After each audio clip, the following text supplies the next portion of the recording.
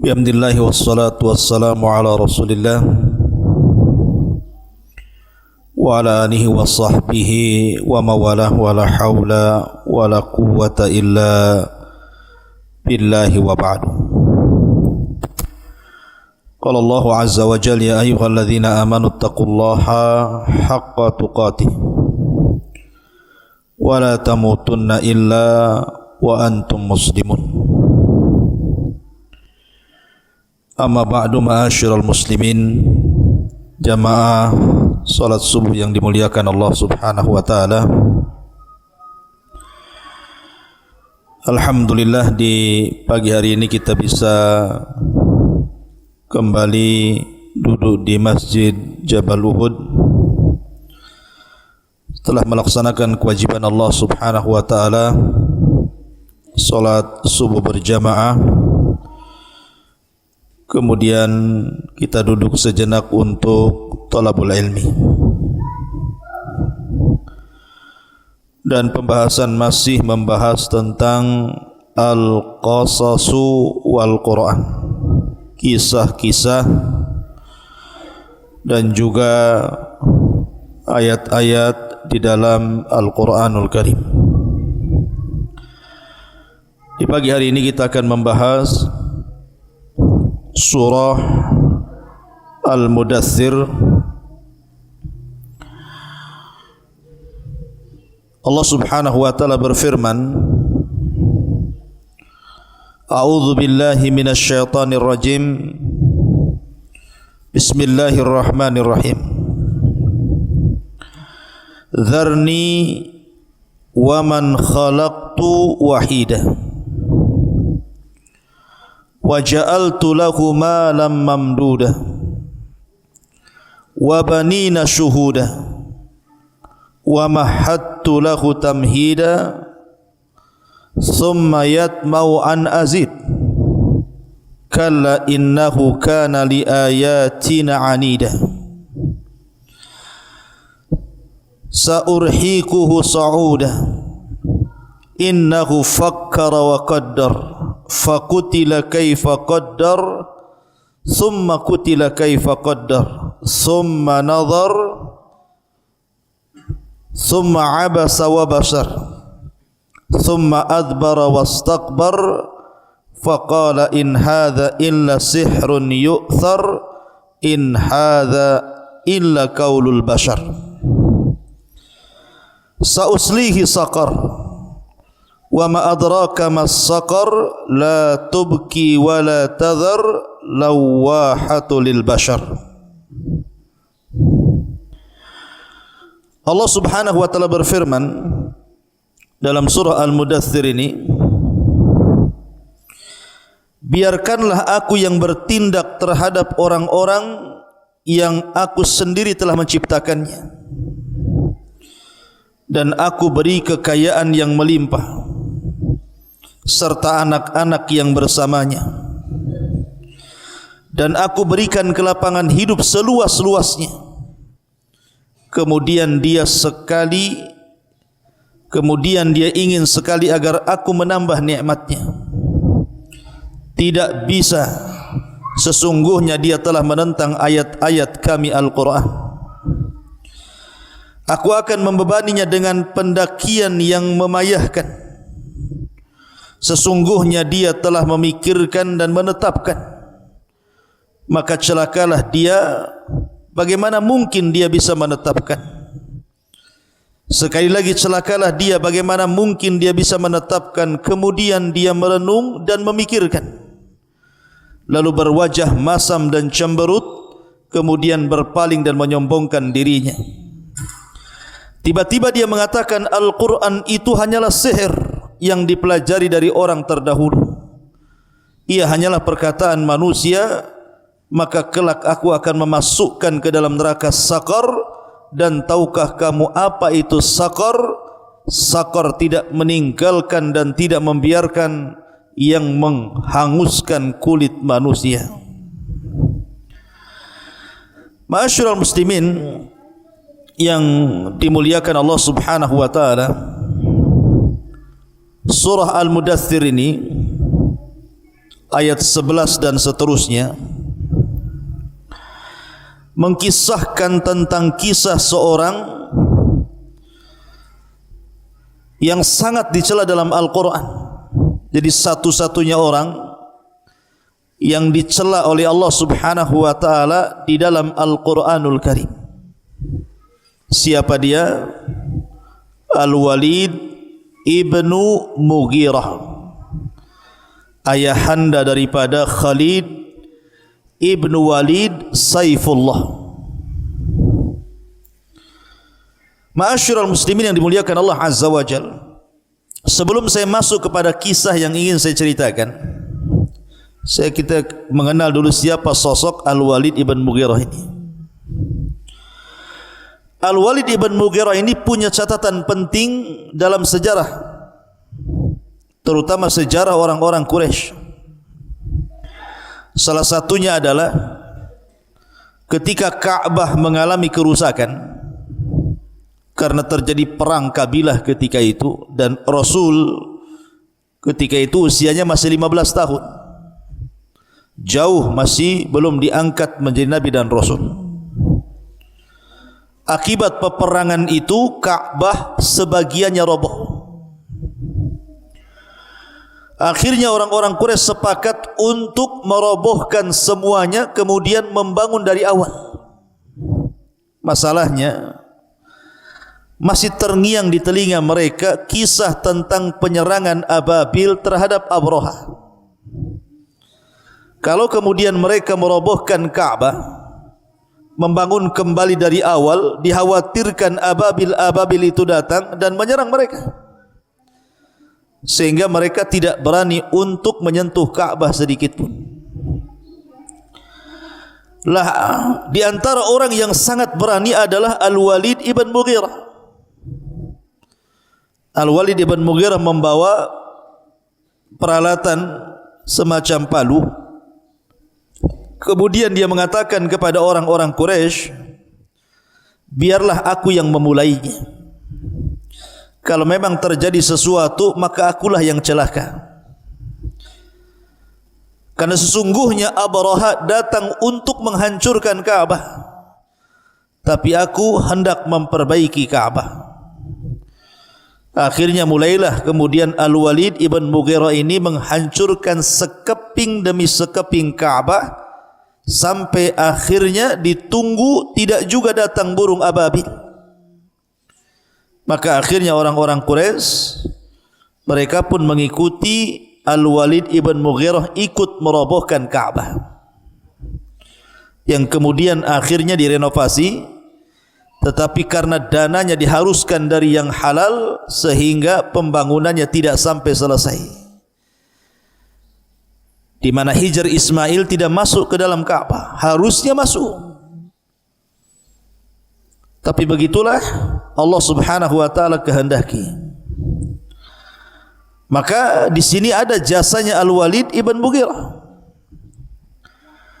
Kemudian juga Al-Walid ibn Mughirah ini digelari orang-orang Quraisy sebagai Al-Wahid. Al-Wahid itu orang satu-satunya. Maksudnya orang satu-satunya karena setiap tahun Ka'bah itu diberikan kain kiswah. Jadi ganti setiap tahun itu diganti. Lah tahun pertama untuk mengganti kiswah Ka'bah itu dananya dari kabilah-kabilah. Kemudian tahun kedua ketika penggantian kiswah Ka'bah itu dananya dari Al-Walid ibn Mughirah, satu-satunya setiap 2 tahun sekali mengganti kisah Ka'bah dengan biaya sendiri. Maka disebut Al-Wahid. Karena Al-Mughirah ini, Al-Walid ibn Mughirah ini orang paling kaya. Orang paling kaya saat itu, di mana dia memiliki kekayaan itu terbentang dari Mekah sampai ke Taif. Itu kebun dia tuh. Di situ ada kebun kurma, ada lembah kambing, lembah unta, macam-macam. Pokoknya orang paling kaya zaman itu adalah Al-Walid ibn Mughirah. Walaupun terkadang orang kafir semacam Al-Walid ibn Mughirah itu Toh juga keturunannya ada juga yang masuk Islam. Seperti Khalid ibn Walid masuk Islam. Al-Walid ibn Walid masuk Islam. Hisham ibn Walid masuk Islam. 3 putranya semua masuk Islam. Tapi selebihnya putra-putranya kan banyak belasan itu. Ada yang mengatakan 16 orang itu. Yang masuk Islam 3, yang lebihnya mengikuti agama bapaknya, agama moyangnya. Ma'asyiral muslimin yang dimuliakan Allah Azza wa Jalla, bahkan karena kedermawanannya Al-Walid ibn Mughirah ini, setiap datang musim haji selama 40 malam dia selalu menyembelih 10 ekor unta, kemudian dibagi-bagikan kepada jemaah haji makanannya.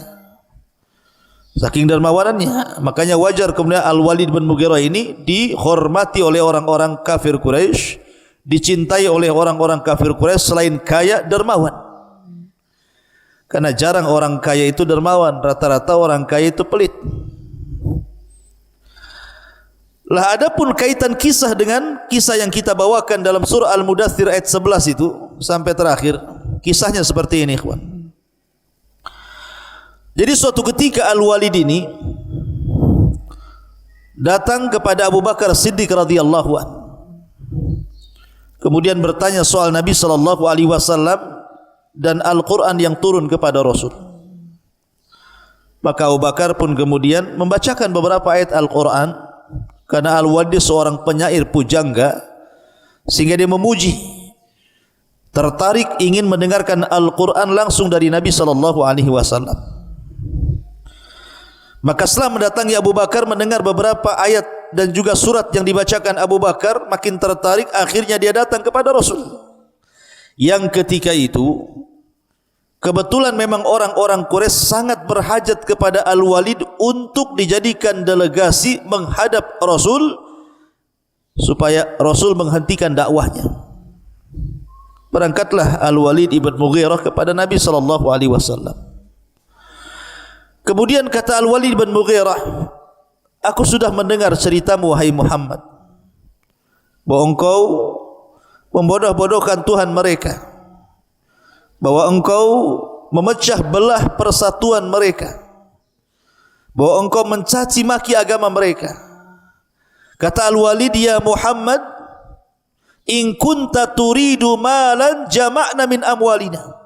Kalau engkau ingin harta wahai Muhammad, kami kumpulkan harta-harta kami, kami serahkan harta-harta kami kepada anda sehingga anda menjadi orang yang paling kaya. Tapi stop dakwah. Wa in kunta turidu malikan malaknak. Tapi kalau engkau ingin jadi raja, jadi pemimpin, maka kami siap menjadi rakyatmu dan kau menjadi pemimpin kami asal tinggalkan dakwahmu.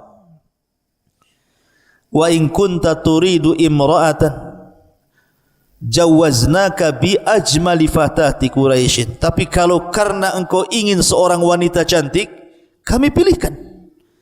Kita seleksi wanita-wanita cantik, kemudian kami nikahkan kepada anda, asal berhenti dari dakwahmu. Wa in kunta majnunan allajna. Kalau engkau memang gila, kami carikan dokternya. Pokoknya Al-Walid menawarkan terus kepada Nabi sallallahu alaihi wasallam. Sampai akhirnya Rasul mengatakan, "Sudah bicaramu wahai Walid?" Kata Rasul, "Ya sudah. Sekarang giliranku." Maka Nabi SAW mulai menjawab tentang apa yang dikatakan Al-Walid kepada dia. Dengan apa? Dengan wahyu. Nabi menjawab dengan Al-Quran. Kata Nabi SAW, beliau membacakan surah Fussilat. A'udzu billahi minasyaitonir rajim. Bismillahirrahmanirrahim. Hamim. Tanzilum minar rahmanir rahim. Kitabun fussilat ayatuhu Qur'anan Arabiyyan liqaumi ya'lamun. Basyiran wa nadhiran fa'arada aktsaruhum fahum la yasma'un. Sampai kepada firman Allah Azza wa Jalla, fa in a'radu faqul anzartukum sa'iqatan mithla sa'iqati 'adin wa thamud. Maka Nabi SAW membacakan surah Fussilat ini. Hamim. Al-Quran ini diturunkan dari Tuhan yang Maha Pengasih lagi Maha Penyayang. Kitab yang ayat-ayatnya dijelaskan, bacaan dalam bahasa Arab untuk kaum yang mengetahui, yang membawa berita gembira dan peringatan, tetapi kebanyakan mereka berpaling serta tidak mendengarkan.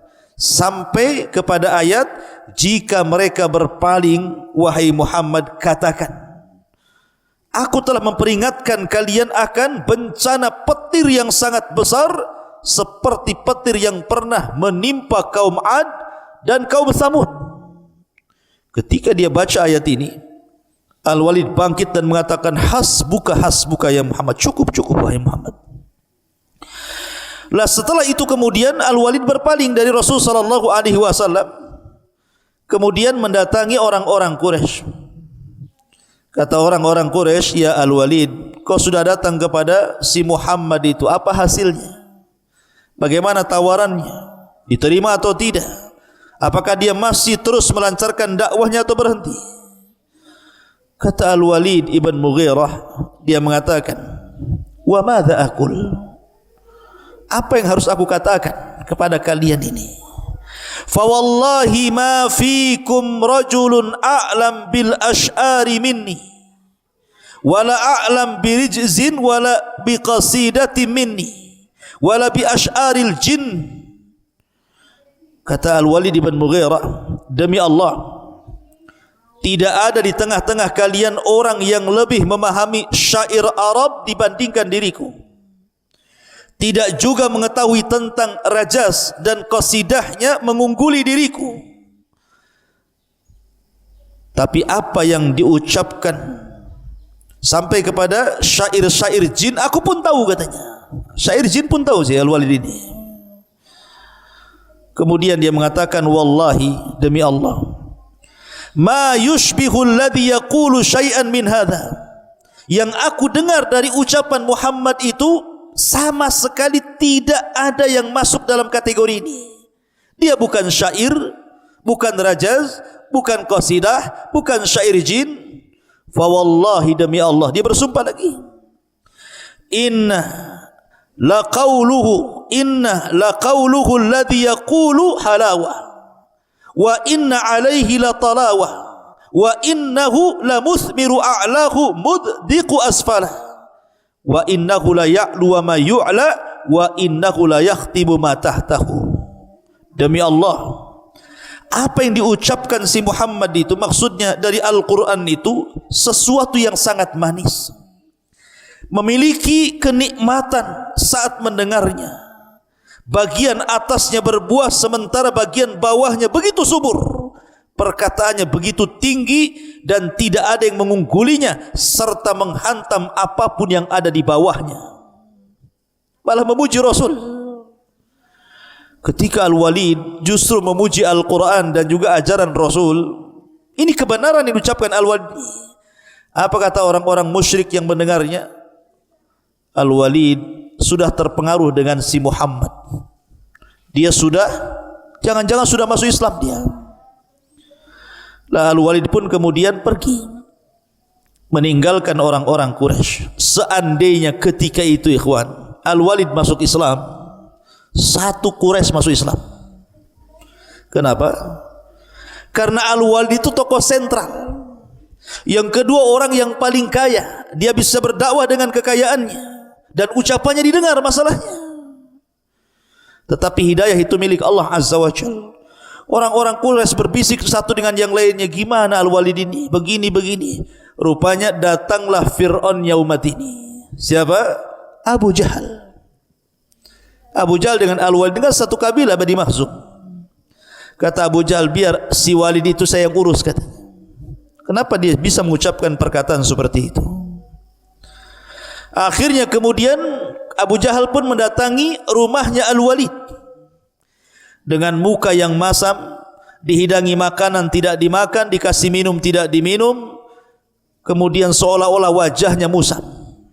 Kata Al-Walid, ya Abal Hakam, maksudnya Abu Jahal, ada apa dengan kamu? Suruh makan tak mau makan, suruh minum tak mau minum, wajah pun musam, ada apa?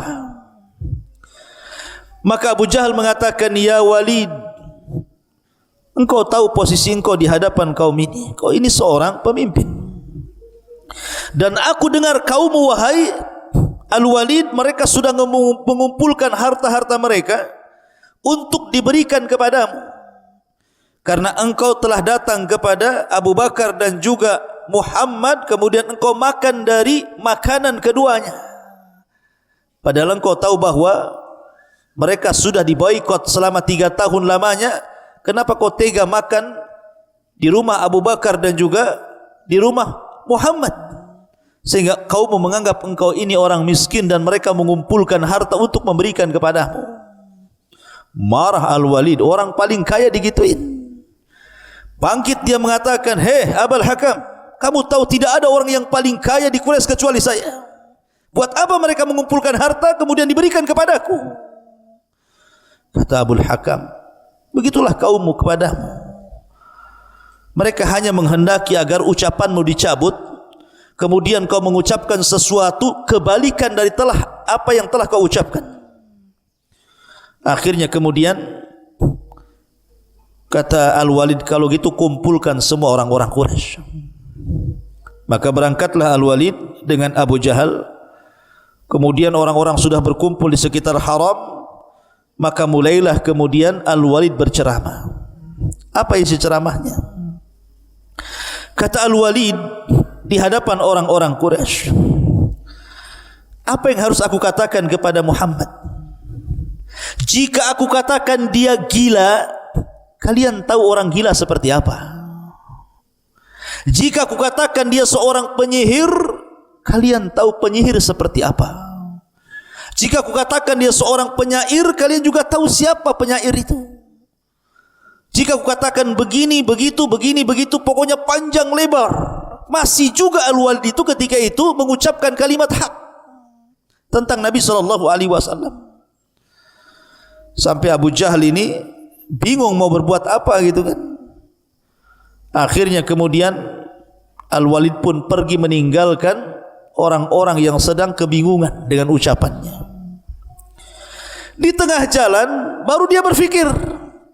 Disinilah cerita dimulai dalam Al-Quran ini, di mana Allah Subhanahu wa taala berfirman, "Dzarni wa man khalaqtu wahida." Biarkanlah aku yang bertindak terhadap orang yang aku sendiri telah menciptakannya. Wa ja'altu lahu malam mamduda. Aku berikan kekayaan yang melimpah. Bayangkan kekayaan Al-Walid terbentang dari Mekah sampai ke Taif. Itu kekayaan dia semua. Wa banina syuhuda, anak-anaknya banyak, ada yang mengatakan 16 orang anaknya itu. Semua sukses. Wa mahadtu lahu tamhida, dan aku pun berikan kelapangan seluas-luasnya, mudah untuk mencari rizki. Summa yatma'u an azid, sudah kaya masih juga kurang. Maka Allah mengatakan, kalla innahu kana li ayatina anida, tidak mungkin ku tambah lagi nikmatnya, karena dia telah menentang ayat-ayat kami Al-Quran. Sa'urhikuhu sa'uda, aku akan membebaninya dengan pendakian yang memayahkan. Innahu fakkara wa qaddar. Dari sini mulainya. Jadi habis ceramah Al-Walid ini, kemudian dia pulang. Di tengah jalan dia berfikir, apa tadi yang saya ucapkan? Mulai dia ketakutan. Ketakutan kalau jabatannya akan hilang, pengaruhnya akan hilang, sehingga orang-orang akan meninggalkannya. Summa innahu fakkara wa qaddar, sesungguhnya dia memikirkan dan menetapkan. Fakutila kaifa qaddar, maka celakalah dia bagaimana dia menetapkan, seolah-olah kalau seandainya kita masuk ke dalam lubuk hati Al-Walid, Al-Walid kebingungan. Kalau saya katakan Muhammad gila, dia kan enggak gila. Kalau saya katakan Muhammad dia penyair, dia bukan penyair. Kalau saya katakan Muhammad ini begini-begini, dia kan enggak begitu-begitu. Bingung dia selama perjalanan itu. Ya. Makanya summa qutila kaifa qaddar summa nazar. Sekali-kali celakalah bagaimana dia bisa menetapkan, kemudian dia mulai merenung.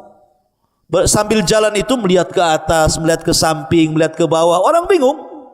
Summa abasa wa basar. Mulailah wajahnya masam, cemberut, ya kan. Ketika sudah hampir sampai di rumahnya, dia berpikir lagi tuh. Akhirnya dia balik lagi ke kaumnya, karena khawatir kan jabatannya hilang, pengaruhnya hilang tuh. Karena bagaimanapun ucapannya sangat membela Nabi sallallahu alaihi wasallam.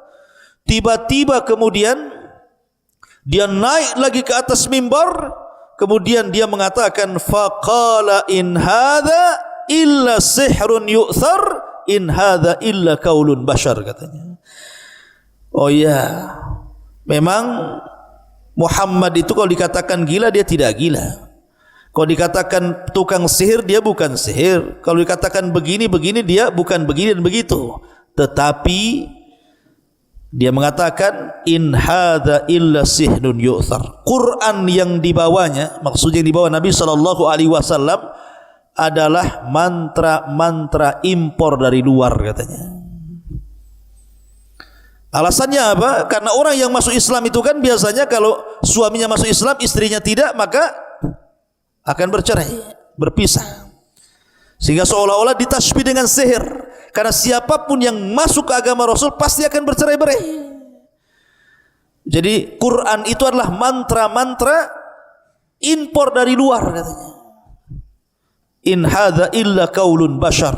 Dan Quran itu ucapan manusia, bukan dari Allah. Subhanallah. Bayangkan, padahal hidayah sudah masuk tuh ya ke hatinya, membenarkan apa yang diucapkan Nabi sallallahu alaihi wasallam, tetapi karena takut ditinggalkan manusia, akhirnya dia pun menanggalkan hidayahnya. Dari sini Allah katakan sauslihi saqar, kalau aku akan memasukkan dia ke neraka saqar.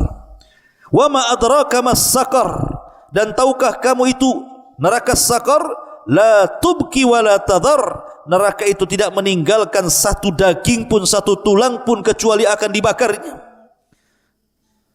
Lawahata lil basar, dan akan menghanguskan kulit manusia. Kaedah ahli tafsir mengatakan siapapun yang dicela dalam Al-Quran, maka dia akan berakhir dengan su'ul khatimah. Siapapun manusia yang dicela dalam Al-Quran, maka akan berakhir dengan su'ul khatimah. Salah satunya Al-Walid ibn Mughirah dicela dalam Al-Quran, bahkan satu-satunya yang dicela dalam Al-Quran. Sampai begitu banyak ayat yang ditunjukkan kepada Al-Walid ibn Mughirah ini. Lihat Abu Lahab dicela dalam Al-Quran, tabbat yada abi lahabin wa tab, mati su'ul khatimah.